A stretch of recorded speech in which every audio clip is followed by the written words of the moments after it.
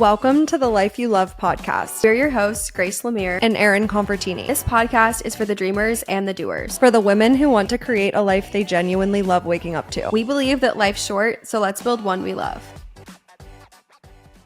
If you could design your dream financial life for 2026, what would it look like? Most people set financial goals that fail by February, but we're big on creating goals that motivate you and building systems that help your goals stick after the 2-month mark. In today's episode, we're bringing you through the RICH framework, a 4-step process we came up with for creating financial goals that actually stick and help you make real progress. I'm so excited to share this framework today. I feel like this episode is all about thinking through what money can actually do for you, because I feel like when we think of financial goals, especially in the context of setting New Year's goals, right? Like you're setting your financial goals for 2026, it can be really challenging because a lot of financial goals are actually very long term. So it's hard to stay motivated and stay disciplined when you're like, I'm not even achieving this by the end of the year. This is something that I'm working on for 10 to 20 years from now. And that can be very, very challenging to keep up with. So this is all about reframing what can money actually do for you and how can I stay motivated. We also want you to leave this episode feeling very confident to manage your money. The whole kind of premise of this episode is really teaching you that it's way less about financial literacy and it's way more about financial habits to keep you working toward your goals. A lot of people, I think they get really overwhelmed by money. They think that they're not smart enough or they're not good enough at math to manage their money. But when you really break it down, it's way less about learning the concepts and way more about keeping up with your financial habits. So that's what we're going to be talking about in today's episode. Quickly to go over this framework that we're going to be sharing in the episode. It's the RICH framework, and RICH stands for reflection, intention, commitment, and habits. So Grace, do you want to kick us off with the first part of this framework? Yes. I feel like in these money episodes, like you said, we really want you to leave feeling confident and feeling like you have something you can reference. I think it's helpful when there is a framework kind of baked into it. So I'm really excited about this. But yeah, so the R in this RICH framework for making the next year your best financial year yet stands for reflection and rewiring. And this is really where you take the time to reflect on the year that you had and also kind of just work through some of the mindset things. When you're reflecting on the past year, some things I like to think about is like, what financial goals did I accomplish? And even focusing on the small wins. It could be you paid off $500 or $1,000 of debt, or you saved for 3 months straight, or you budgeted for 6 months of the year, or whatever it is. But take the time to actually reflect and think through where your wins were. It's also, I think a lot of people might listen to or hear that and say, well, why would I, these are so small. Like, why would I really care? And it can be nitty gritty things like I remembered I had a gift card before I used my own cash or whatever it may be.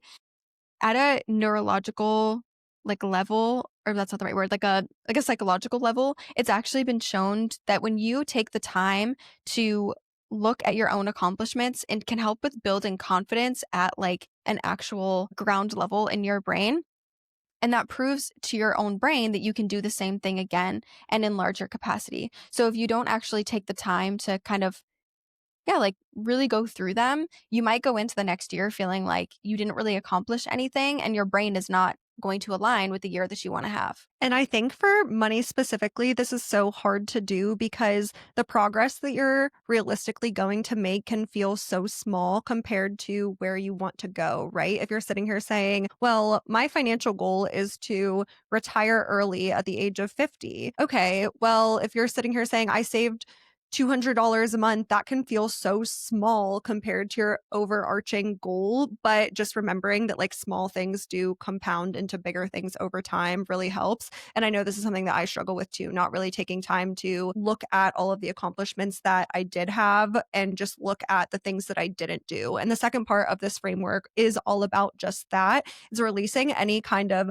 upset or shame that you feel around the progress that you made in 2025 with your money. And I think the biggest thing for that is to stop treating it as shame and start treating it as data points, because at the end of the day, you've already spent the money. It's a sunk cost, right? And feeling shame around where your money went this year, if you feel like you didn't make as much progress as you wanted to, is not going to do anything for you moving forward. But if you spend a lot of time reflecting on those purchases, where your money went, you can really start to use that as data points for how you can manage your money moving forward, which is so important. And like you said, it's just shame and guilt is not going to move the needle in any way. And making decisions out of shame and guilt, like, oh my gosh, I feel so guilty that I didn't do what I wanted to do this year, or even just feeling I've been very candid on the podcast and on my social media about my health situation this year and the financial side of that. And I'll probably end this year around like $20 to $25,000 going towards my health, and that doesn't even include my, like, health insurance that I pay every month. I don't wanna add it up with that in there, that's just too much, but, like, that's my out-of-pocket costs, and obviously, it's an absolute blessing and privilege to even have that amount of discretionary income to be able to spend on my health, but would I rather have put that towards my financial goals? Yes, that money was supposed to go towards my home fund, my car fund, traveling this year. Like, I had all these plans and all these financial goals I was trying to reach, and life had a totally different way of going this year. But if I look at that and I say, well, I feel shameful that I didn't get to do what I wanted to do this year or hit those goals, or sad, or I feel any sort of just like, it's okay to feel sad, but any sort of, if I'm using that negative emotion as a motivator or as a way to kind of like kickstart myself into the next year, you're going to then be entering your next goal with that shame and that guilt. And it's just not helpful. So you have to look at it almost with neutrality and say, it is what it is. Like, it happened and I can't go back. What is it called? The sunk cost fallacy or something? It's like the idea that just because you invested time, energy, or money into something does not mean that you should continue to invest time, money, or energy into something that you know is not going to like further you. And I think I kind of apply that same idea when it comes to, okay, this has already happened, right? Like, you've already spent the money. Maybe you didn't hit the goal, whatever. You can't go back. Don't cry over spilled milk. Just focus on what you can do going forward.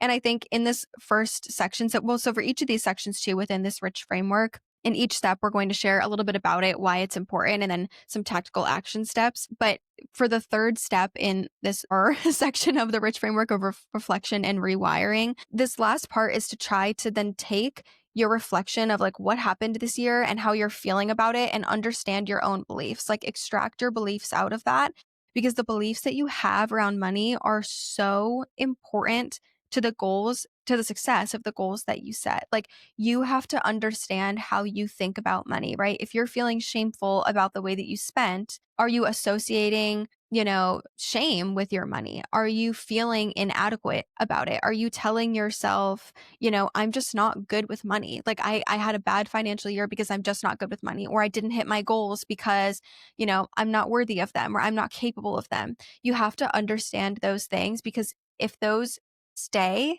the whole time, you're going to see that repeating pattern no matter what financial goal you go to set. And I think back to what we were talking about in the intro of this episode, the biggest limiting belief with that, and this is probably applicable to, I would say, 80 or 90% of the people listening to this podcast, the limiting belief that you just aren't financially literate. I feel like financial literacy is such a buzzword, right? It kind of gives the feeling like there is so much to learn about money. And that is something that you need to completely erase before moving on to the rest of this episode, right? It's like your financial progress isn't correlated with knowing all of the concepts and like knowing exactly like about the stock market and how to invest your money, right? It's all about those financial habits. And just like you can build a habit in any other area of your life, you can build a habit with your money as well. So I think that that's like the biggest limiting belief to overcome, is that you don't know how to manage your money, right? Like, you can read one money book and learn everything that you need to know to physically save money, physically invest money, physically pay down your debt.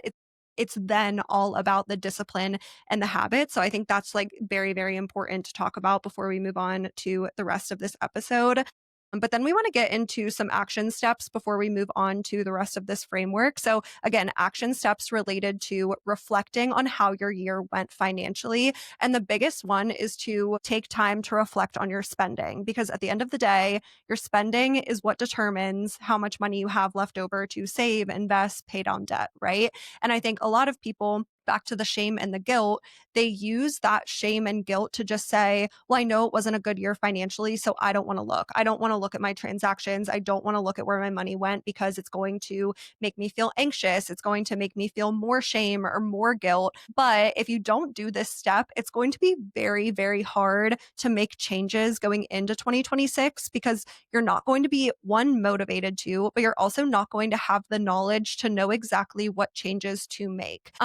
So, going into this action step, reviewing all of your spending, I think the biggest thing to do here is pull up your credit card transactions. Realistically, if you're relating to this piece of it, you probably didn't take time to manually track your spending all year, which is totally fine. You can pull up your credit card transactions or your debit card if you spend money on your debit card and just take time to go through them, maybe print them out so that you can highlight things and make notes and really take time to comb through all of them, see the bigger purchases, see how those purchases made you feel so that you can depict what your spending values were in 2025. And this is something you always say too. Like, we've done a few different financial episodes where you bring up this concept of the root cause and like really looking for the root cause behind all of these things. And I think this is a good point to note that too. Looking at your expenses and just saying, well, I spent more than I earned, or I spent very close to what I earned is not enough. You need to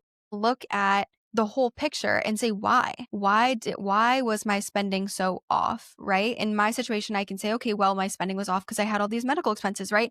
That is my why. And I can look into the next year and say, okay, how can I reduce some of those? Like, maybe there are some things I haven't considered that I can look into, or maybe people are looking at theirs and they're saying, well, I spent really close to what I earned because my bills were really high. Like, my needs in my budget were really high. Do they need to be that high? Is it a situation where maybe I live in a high cost of living area and I don't make as much as I would like to have the excess to save every month as much as I would like? Okay, well, then I'm kind of in a pickle. It's probably an income problem. I need to earn more income. Or is it really a situation where you're living above your means? Like, what is it if you're looking at it? And I think it's when you're combing through your transactions too, it's really good to look at them and think, what like spending patterns did I have? Do I notice that I'm dining out more than I'd like? Am I spending on things that truly excite me? Do I even remember what a lot of these transactions were and what they're for? Like, why was I here, there, and everywhere? What was I doing? And that's something I really like to do as well at the end of each year when I go through my transactions. I'll go through, because since I manually track in my budget template, I'll go through each page and I'll look at my transactions and I'll try to reflect on how I feel about them. So I will kind of say to myself, if I look at the amount of money I spent on dining or on a vacation or on shopping or something, does it bring me joy when I think about it? Or am I looking at that number and thinking, you know what, like, I'd rather have the money than the thing that I bought with it? And that also helps me kind of reflect on where my money went so I can inform what I do with my money in the next year. I also think there's a couple of other things that you can really pull out of your spending when you're reviewing your transactions. And again, these are all just kind of things to think about because we want you to spend more time on this than you probably think that you need to, right? Like when you hear review your spending or review your money in 2025, it's not just about looking at it at a glance and saying, okay, I made this much and I spent this much, right? It really is about combing through these and thinking about the purchases that you made. The first one is, what purchases did you make for you versus what purchases did you make out of pressure or because you felt like you were maybe, I don't want to use the term like trying to impress people, but kind of that. Yeah, it's valid. I love Right. that. Yeah. For example, let's say you splurged on a car, right? And at the end of this year, you're looking at all of the money that you spent on your car payment. And you're like, no, I love my car. I have an hour drive to work. I love that it has all of the bells and whistles. I love that it warms my seat because it's freezing here half the year. I have a remote start versus you're looking at your car payment and you're like, I just wanted the luxury logo. Like, I don't even actually care. It doesn't bring me that much joy, right? I think that's the first thing to take note of. The second one is, what purchases did you make because you thought that it was going to make something a priority in your life? I say this all the time, but if something's not a priority now, it's not going to be a priority when you throw money at it. So if you're combing through your transactions and you're like, well, I got a $200 a month solid core membership because I don't work out, but I thought that that was going to make me work out. But it turns out that I like that subscription went to waste because I never actually go to solid core, right? Something's not going to be a priority if it's not a priority before you throw money at it. So those are just a couple of things to really think through as you're combing through your transactions. And also, too, as you're doing this, remember that the point of it is not the guilt or shame. It's not to look at it and be like, ugh, like I keep saying that I want to make exercising a priority and I really thought I was going to love solid core. And so I spent the money on that subscription. And now I feel really guilty that I ever spent the money on it because I'm still not consistent with that habit. It's not meant to start like a whole shame spiral.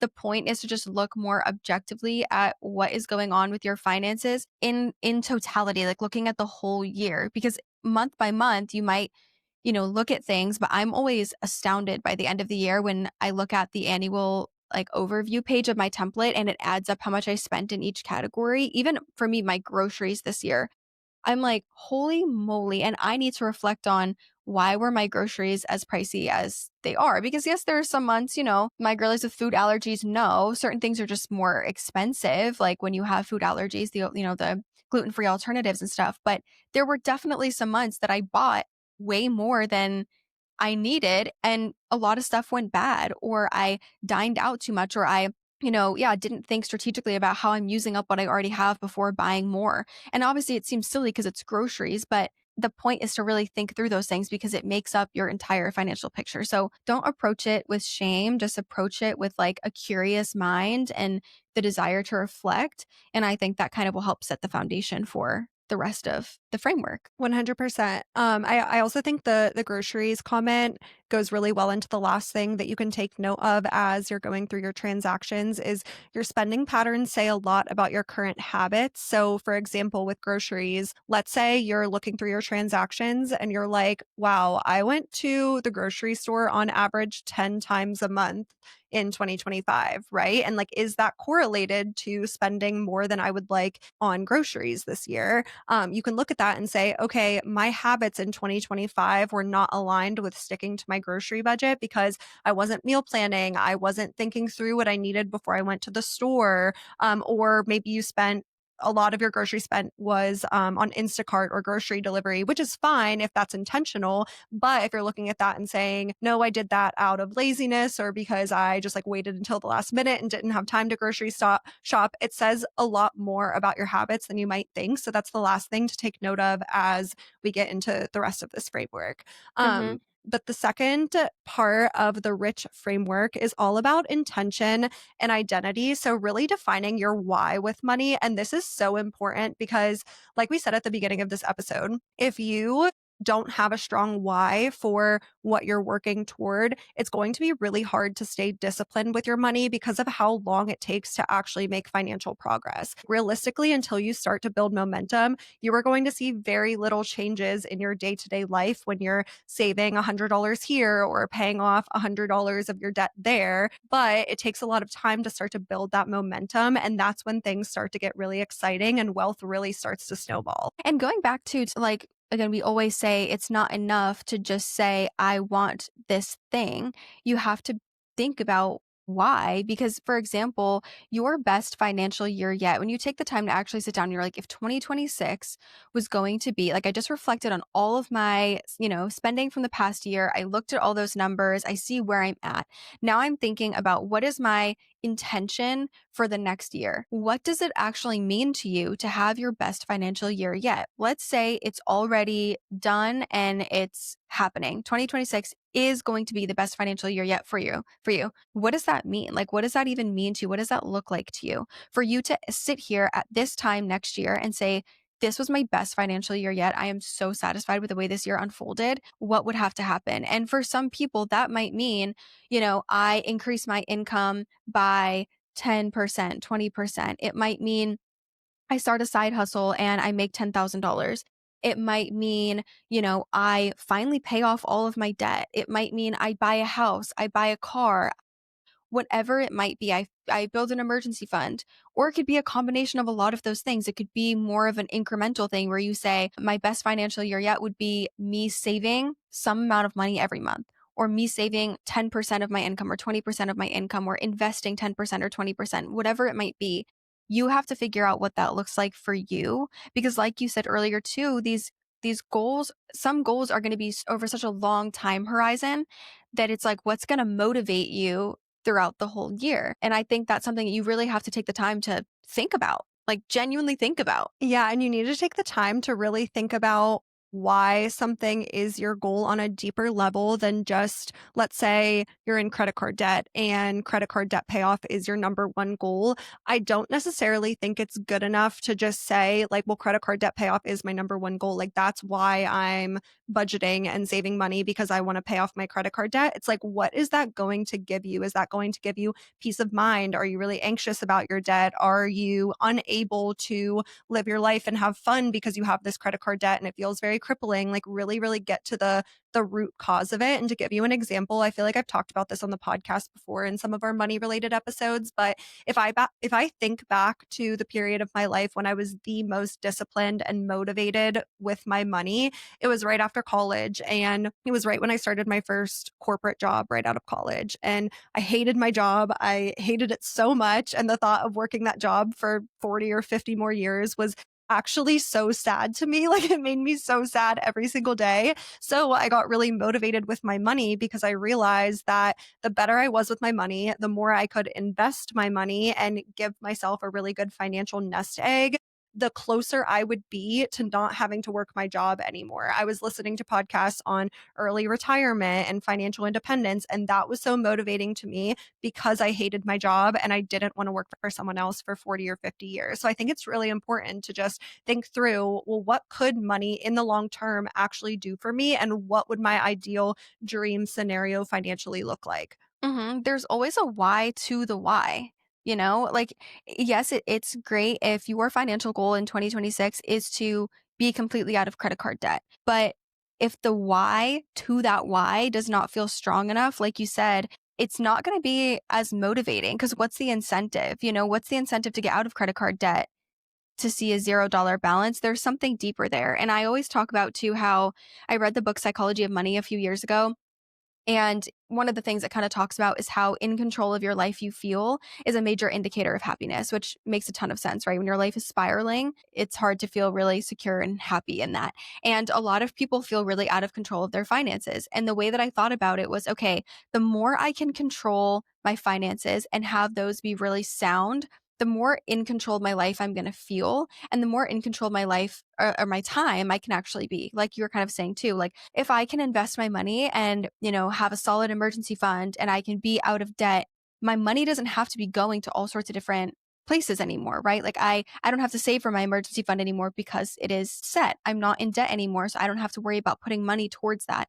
That gives me more choice about what I can do with my money. And the more choice I have about where my money has to go, the more freedom and flexibility I can actually have with my time. So to me, when I spent 3 years after I graduated college, you know, paying off my student loan debt just relentlessly, it wasn't because, yes, of course, I would love to see a $0 balance. That's great. But the why is because I felt like when I didn't have to worry about that debt anymore, I could have more peace, more freedom in where my time is going, and more choice about where my money gets to go. And so I think when you're thinking about what is my intention for the next year, think about it on that level too. Like what are you working toward? What does it mean to have your best financial year yet? Why? Why do you want that? And I think the last part of this framework is all around making your identity align with that of someone who has the things that you want and behaves the way that a person who had your financial goals would. And I think this goes back to what we were talking about in the first part of this framework with getting rid of your limiting beliefs around how financially literate you are. Because a lot of people do say, well, I'm just not good with money, or I don't know how to manage my money. But the identity of someone who is out of credit card debt, has paid off their student loan debt, has saved for a house, like whatever your financial goal is someone who is financially literate and financially responsible. I think about this all the time with posting money content on social media because you and I have both used this tagline so many times before, what I spend in a day as a financially responsible 26-year-old, right? It's like, what makes me financially responsible? That's my identity. And does that mean that I'm financially responsible all the time? Definitely not. Definitely not. I definitely overspend sometimes. I definitely buy things that I shouldn't. I overspend on groceries sometimes. But overall, I have the identity of someone who is financially responsible, and that makes me make better choices with my money. So I think that identity shift really needs to happen before your habits follow. I also think too that financial identity and financial discipline kind of go hand in hand because one thing I've learned in the last couple years of life, and not that I'm perfect at it, but I've talked about the 1 year experiment thing that I've done multiple times, and I've called it 365 her. And the whole premise of the experiment is to make decisions the way that you think the person who already has the thing that you want would make the decision, right? So if if I want to be a millionaire, how would a millionaire, like, would she not open her investment account? Like, no, she would get in there and she would, meet with a financial advisor and ask some questions about what she should be invested in. But it really, what I've learned in doing that experiment and adopting that identity based behavior change kind of mindset is it has so much to do with discipline. And you don't come out the womb disciplined. Like, you build discipline. It's a skill that you learn. And there's a level of discipline that has to come into play with your finances. For example, if your goal in 2026 is to get rid of your credit card debt, and we're looking at this from an identity lens, would the version of you who has no more credit card debt, because that version of you exists, right? If that would that version of you tell you, yeah, download Order DoorDash for the third time this week? No, they're not going to give you they're going to look at you and say, girl, lock in, okay? Delete the DoorDash, make something at home. If that is like your vice where you overspend, right? Or if you're asking for advice to this future version of you or this big sister version of you who, maybe $100,000 invested, if that's your goal, would she tell you, yeah, don't track your spending this month, like, it's fine. No, she's going to tell you track your spending and see, what you have left over to invest to get yourself towards that goal. So that has helped me in terms of thinking, what should my action be, by thinking about the version of me who has that identity, and then also claiming it for myself now, right? Calling myself, someone who's financially responsible, even if you don't feel that way. But then the other piece of it is the discipline. Then you have to be disciplined enough to say, okay, then I'm going to delete the DoorDash app. I'm not going to order DoorDash today. Or, when I'm at the store and I get close to the register and I have that little ping inside me where I'm looking at my cart and realizing I put more things in there than I should. You have to have the discipline to turn around and go put the items back, or to sit down and track your spending every week. There is a level of discipline that comes with it, but discipline is a skill you can learn. And you don't have to show up perfect to be able to build it. Just take the little actions, and that will get you closer and closer to the identity that you want to have. 100%. And before we move on to talking about how to develop those habits and develop that discipline, because that's going to be in the second half of this framework, we want to talk through the action steps for the I part of the rich framework, which is that intention and identity. And these ones are a little bit intuitive, but they really are to set your financial goals for 2026. And I think it's important here to only set a couple, right? Like, realistically, you can't have 10 things that you're working on with your money in 2026. And I think everyone has 1 to 3 things that are their big goals for 2026. And like we said, there's going to be that annual financial goal, and then there's going to be that deeper why. So if your goal is to get out of credit card debt in 2026, take time to also reflect on, what is that deeper why at a big long term scale? What would it mean for me to be out of credit card debt and remain out of credit card debt so that I can propel myself to the best financial place possible? But that moves us into part C of our rich framework. And this one is to commit and challenge yourself. So, like we said, a lot of financial goals are hard to stick to because they take a lot of time. If you're sitting here saying, no, I would love to retire early. Okay, well, if you're in your 20s and you want to retire at 50, like, that is 25 years of you committing to being financially responsible. And that can be so overwhelming. But going back to your annual financial goals and then your deeper why, I think can really help. And this goes into exactly what I was just saying too about the discipline side of it. Like, a lot of financial goals, even if they're short term and they're not these long term things, like, I would say me saving for a car is a shorter term goal. I guess I'm probably going to end up saving over the course of about 5 years because I want to pay for my next car in cash. That takes a level of financial sacrifice. It's a short-term sacrifice for longer-term financial freedom of not having a car payment, not paying interest on a depreciating asset. But I've been saving monthly for that. And that's money that is going towards a car that I'm going to have in 5 years when I would love to spend that money on random stuff now that's like fun and exciting right now. But I make that short term sacrifice for the long term freedom. And so when you're looking at your financial goals for 2026 or any year for that matter, right? It's like you have to be aware that it is a commitment. Any financial goal is going to be a commitment, or, whether that is, I want to budget, I want to save more, I want to invest more, I want to get out of debt, whatever it might be. It's a commitment and it's probably going to challenge you in new ways. And that's part of it. Like good things come on the other side of committing, right? And of challenging yourself. And you have to show up and have that discipline. Budgeting is a form of discipline. Sitting down and making a budget is not the most like thrilling, joyful, like playful experience, right? Is it I'm a math girl. I love numbers. So I love doing the math and calculate, like that's fun to me. But is it like a thrilling experience? No. But it's part of the financial discipline to get to where I want to be. So that's why I do it. And good things come on the other end of delayed gratification, which is so Mhm. important when you're saving for something. I feel like my example on the shorter term financial goals is saving for my wedding. I don't exactly know when that's going to be, but realistically, it's going to come up over the next couple of years. Yeah. And I don't want a big wedding by any means, but whatever I do is going to cost money. And like, I want to be able to pay for that myself. So, really figuring out ways for you to, anytime you have the desire to, whether it's online shop or run to Target or buy something that you don't necessarily need, kind of an impulse purchase, how do you replace that cheap, quick dopamine with something that's going to help you toward your goals? So, for me, let's say I'm laying on the couch and I want to go online shop and buy a workout set or something I don't need.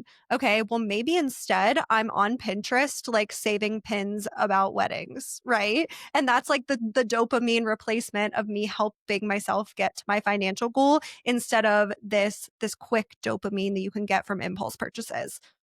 I also too, I think like part of like the I don't even know what the word is, but part of this is not to like you can still spend money, you can still enjoy everything. The point is to be more intentional about where your money is going. So it's not none of this should feel like you're overly restricting yourself to a point where you're never buying the workout set or you're never, going to the store and buying something that you don't need. Like that's going to happen. But the point in the mindset that I want people to go into 2026 with is like, how can I you work hard for the money that you earn.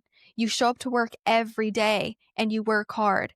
And that takes up a lot of your time. So, not being intentional about where your money is going that you just worked hard for, you're doing yourself a disservice. So, it's like, why do you work so hard for it? For it to go God only knows where because you're not paying attention to where it's going, or for it to not be put towards things that actually matter to you, right? Like, if you get really honest with yourself and you say, you know what? Yeah, all my friends are traveling right now. When I reflect on this year, I traveled. This is just an example. This isn't true for me, but let's say when you reflect on the year, you're like, I traveled a lot this year. And when I start to reflect on that, I traveled a lot out of FOMO. It wasn't, something that I wanted to do. But my intention for next year is I want to buy a house. So I want to save for a down payment. Well, guess what? I'm going to have to commit to saying no to people who want to go travel and challenge myself to just like exist in that FOMO. And that is okay.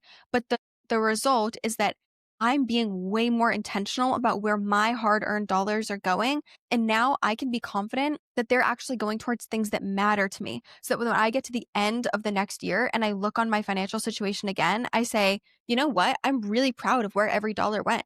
Like, I'm really proud of the progress that I made on the things that matter to me. And now I feel happy and peaceful and content in where my finances are because I was intentional about where my dollars went. Not, well, I have to restrict everything, but I'm being intentional about where my money is going. I think that part is so freeing, like so freeing. And so much of that commitment is holding yourself accountable because you're making a commitment to yourself, right? You're making a commitment to your future self to be responsible with the dollars. And I will say that it sort of goes into the last part of this framework too, which is all about your habits. And we'll talk about that, right? But when you are consistent with that habit of tracking your spending and being so diligent about where your money's going, what it does is it makes everything so objective. It's literally just money in versus money out at that point. If you're not currently tracking your spending, it's really hard to think in a big picture scale of like, okay, well, saying yes to this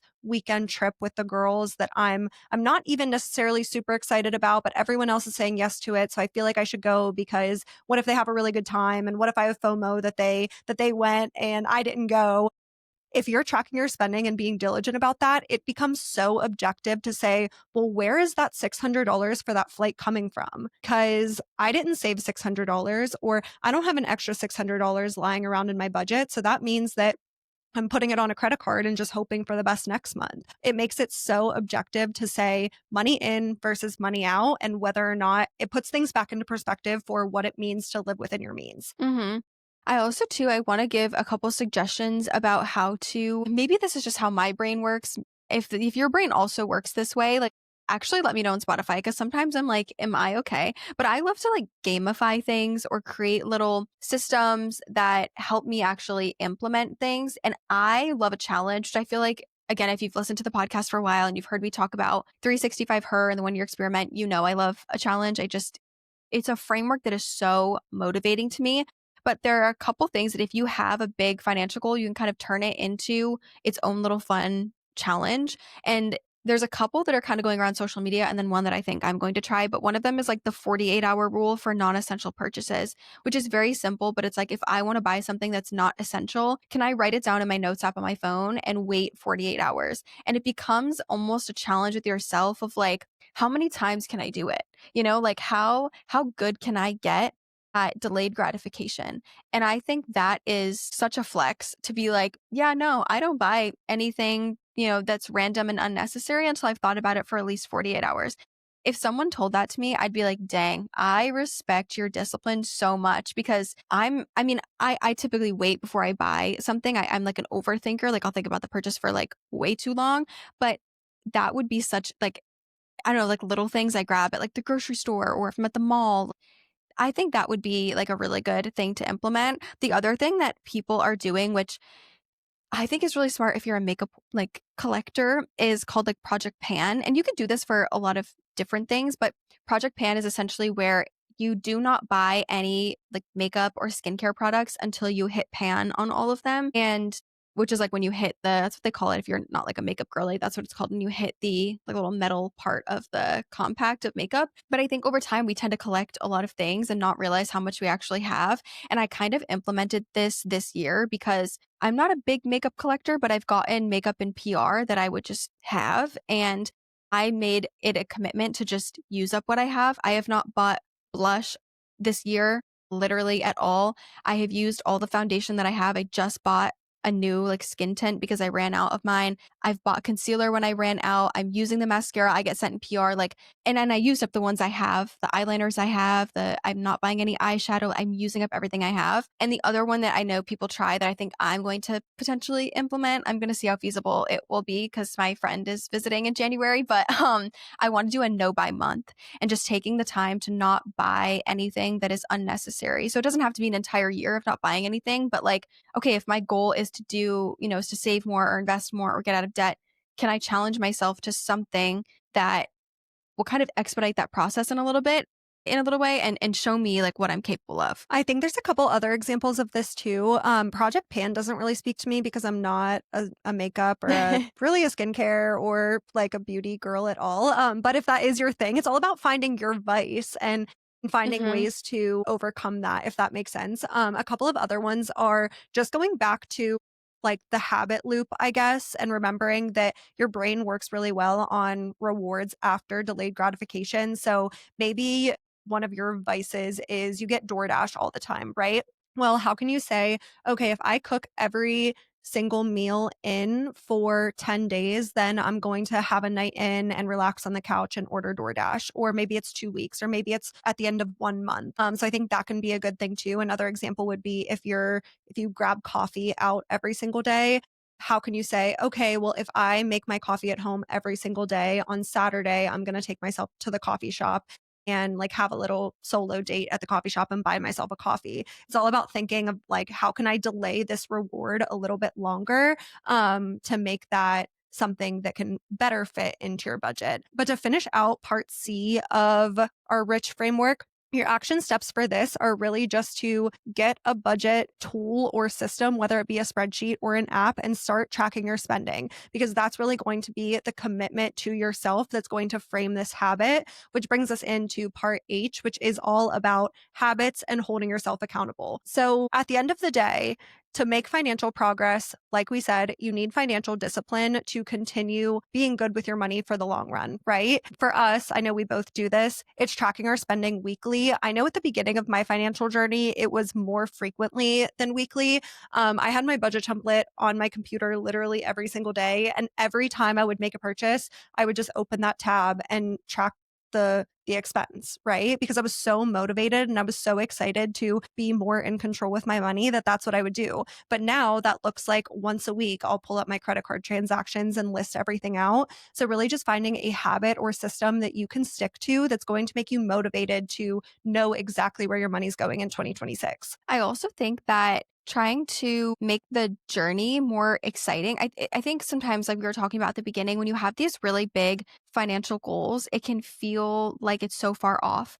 And then when you're like committing to something like budgeting, it's like how is this even making an impact? And this doesn't feel exciting. Or you're committing to the habit of, I'm not ordering DoorDash during the week. I'm only going to allow myself to do it on the weekends, or I'm only doing, coffee out once a week or whatever it may be. Sometimes it feels like those habits are not moving the needle or they're not enjoyable. And so I think try to make the habit itself, like that little action that you're taking, more enjoyable so that you enjoy the journey. Yes, there's going to be a level of discipline where it's just like, yep, I really want to order DoorDash and I do not want to cook tonight or whatever. I'm just going to have the discipline to cook and not order out. Yes, there's going to be that level of it too, but try to think about how you can make it more enjoyable. So for me with my budget, like it's cute. It's a cute template and I like to open it. And to be honest, someone actually shared this on their story the other day. They shared that people were asking them where they got their budget template and that they were using my template. I know a lot of people will do this too, where they tag you saying that they use yours and they love it. And for both of our templates, people will say all the time, like, I actually feel like it gives me a lot of relief. I actually enjoy using it now because it gives me financial peace and clarity that I didn't have before. So then it makes the habit a lot easier because it feels better. Even it's like, okay, if you're going to make coffee at home, if that's your thing, your vice is going to Starbucks every day and getting an $8, espresso. Okay, well, you decide to start making it at home. Have fun. Like obviously don't go crazy and spending, bajillions of dollars and developing a, $5,000 coffee, hobby or whatever. But it's like, how can you romanticize it? Make it fun. Like get a cute cup and put your coffee in the cute cup. Or I have some friends who really love getting coffee out, but they're trying not to. So, and I know this is not the most like eco-friendly, okay, but we're focused on progress, not perfection. But they'll buy like the plastic cups that a coffee shop would have, and they'll literally put it in like a plastic to go cup with a straw because it makes them feel like they're ordering the coffee out, but they're saving money by ordering it home. Like there are little things you can do to make those habits of continuing to show up for your financial goal feel better so that you enjoy the journey and that the goal doesn't just feel defeating because it's really far off. I love what you said about finding ways to enjoy the journey as it relates to the feeling of peace over the feeling of anxiety. Because I will say, like any habit, it sucks at the beginning. If you're trying to develop a new workout habit, right? You're probably going to hate the gym for the first couple of weeks because you're out of your comfort zone, you're learning new moves, you aren't used to working out every Just out single of day. Maybe shape. you feel a little sluggish at the gym, but then you have to give it time for it to work out. After a month, you're going to notice, "Oh wow, I actually love this now. Now it's a part of my routine that I actually really enjoy." I've definitely found that with tracking my spending too. If you go a couple of months without paying attention to your expenses, you're going to dread pulling up your budget spreadsheet so much. But then if you do it for a couple of weeks, then all of a sudden that habit is releasing your anxiety, not giving you anxiety. You're going to feel so in control of your money that not doing that habit is what's going to give you the financial anxiety. So it's all about just like any other habit, giving it time to work. I feel like when it comes to the financial anxiety part of it too, to know what's going on with your finances, even if it's not where you want it to be. Like, know is to understand, and to understand is to be able to change. That's how I kind of view it. Like, even with, I think about, we do a lot of personal development content on this podcast too. And know, let's say you're like, oh, I want to be a more disciplined person or something, or and you have the self awareness to be able to acknowledge that, you know that about yourself. You can understand, okay, why? Like, why am I not being very disciplined? And that's how you actually create change in yourself. And I think that having that awareness is such a blessing and a gift, because a lot of people don't even have the awareness of like what is going on with themselves, their money, their whatever. But that's the key in creating change, like acknowledging it. So when it comes to your money, to just not pay attention to it, like you said with the spreadsheet, like not looking at it, it's going to be very difficult to create change if you're not even aware. So like know it, understand it. And then it does get easier, because now you can actually, you're seeing, okay, like, how do I say this? It's hard to see the path to change when you don't even understand what's going on. And I think that the more you know about it, like the more you log, you check your, budget template, and you track your spending, or you're logged into your stuff, and you're looking at your numbers. When you actually understand it, it's easier to visualize. Okay, now I know where I'm at. I know where I want to go. I can kind of start to, you know, back myself out of that goal and say, okay, if here's where I'm at and that's where I want to go, what does the path look like? And you can start to envision that path. And I actually find it too. I find it really motivating sometimes to brainstorm all the different ways that that financial goal could come to fruition. And a lot of times it's just through those little habits. Like, it's like, oh, I could get to $10,000 in savings if I saved X dollars a day, if I committed to this side hustle every week, if I took on X new clients, whatever it may be. It's those little things that end up making it up. But you have to be able to look at it, to try to understand it, to take steps towards it, and then you have to hold yourself accountable. That's the biggest thing. A few things there. The biggest downfall of people who try to start this is the trap of tracking your spending for the first 10 days of the month. And then as soon as you start to go over budget, just saying you'll try again next month. I did this for probably, not even kidding, 2 years of my life. It was back in college. And every month on the first of the month, I would be like, I'm so motivated to stick to my budget and start tracking my spending. And then I would go over my budget in one category, be like, screw it, I'll try again next month. And I did that for like 2 full years. So, like you said, it's so important to, even if you feel like it's not going that well, you just need to keep doing it for a couple of months, because that's going to motivate you so much more to stick to your budget than if you didn't actually know the numbers. And I will say too, if increasing your income is part of your 2026 financial goals, because if you listen to this podcast, I would say a lot of you probably relate to that, where you're like, I want to make more money. I want to start a side hustle. I want to increase my income somehow in 2026. You might think that your expenses are less important, right? Because you're like, want to focus on increasing my income. That has everything to do with my income. You are going to be so much more motivated to increase your income if you know what's happening on the expense side, because you can better put it into perspective what that money's actually going to do for your financial situation. Like we were talking about earlier in the podcast, money needs a purpose. If you just want to say, well, I want to make an extra $10,000 this year, what's going to motivate you more to do that? Just saying that, or being like, no, because that breaks down to X amount in my monthly budget, and that money can go toward my student loan debt, my credit card debt, whatever it may be. You're just going to be so much more motivated to actually follow through with that plan of increasing your income if you know what's happening on the expense side of your budget. And if you don't have, I want to extend this too, because we mentioned in a previous podcast episode, if you guys would be interested in connecting with other people who listen to the podcast. And first of all, it was the cutest thing actually ever, seeing people comment on Spotify and like want to like connect with each other. I was like, this is actually the most precious thing ever. It just is so cute, like, and fulfilling, because that's why we didn't create this podcast to sit here and talk to each other every single week and get this like self like gratification out of it of like, oh, look at us, we have a podcast. We wanted to be able to talk about topics more in depth that create impact and connect people who want to connect on those topics, like who want to grow on the things that we care about growing on too. Logistically, it's challenging figuring out, okay, how do we connect people? And we when we first started this, we were like, we're going to connect people right off the bat. We had like all these visions. Then we were like, okay, hold on a second. We That's actually need to actually get really people to challenging. listen to the podcast before we can connect them with each other. We can't connect people if we have 0 listeners. So we've had to, kind of triage and prioritize different things. But it was so fulfilling seeing people really want that and be interested in it. So I wanted to extend on this like podcast episode too.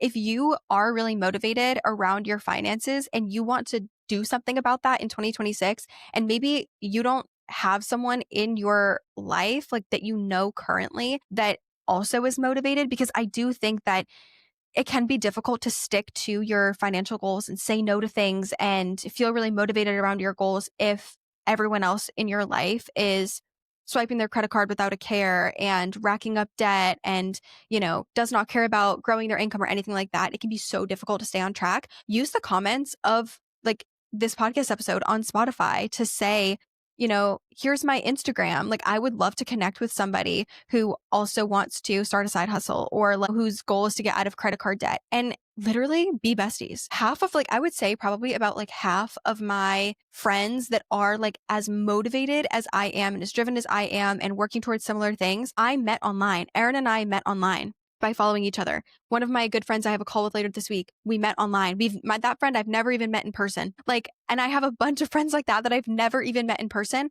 or I've met in person maybe once or twice, but we met online. And they're people who literally fuel me, because sometimes the people that are working towards the same things as you, they might not be like where you immediately are, like right in your, in your neck of the woods. And that's okay. But use the comment section on here to connect with each other, share your Instagrams, like whatever you want to do.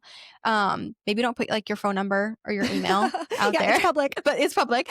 But put like your Instagram or something, like a way people can connect with you, because I think it's a really good way to find someone who's like-minded, who wants to work towards the same things. I totally agree. I also will say on that note, because the last time we talked about this at the end of one of our podcast episodes, you guys, we did get a lot of traction of people saying that they would be interested in something like that. And since we are getting close to the end of the year, we would love any ideas that you guys have on how to connect people better, because this is something that we've put a lot of thought into in 2025. And we really do feel like 2025 was a good year of developing the building blocks for this podcast to be the brand that we want it to be. We are increasing our listeners. We really do feel like we're getting traction on the podcast, and we want to do more in 2026, but we want to make sure that it's something that you guys would actually be interested in. So if you have any ideas specifically on things that you would be interested in, events, anything that we can do to better serve you in 2026, I guess, definitely leave those in Spotify too, because we definitely want to hear them. But yeah, on the money side, it is so important to find an accountability partner and be around people who have similar goals as you. But with that, I think that brings us to the end of today's podcast episode. I really like this one. I feel like this is so timely for the end of the year to just reset on what your financial goals are and get remotivated to hit bigger ones going into 2026. So let us know on Spotify if you guys enjoyed this episode. If there's anything else money related that you want us to cover on the podcast, feel free to leave that in Spotify as well. But thanks for tuning into the podcast, and until next week.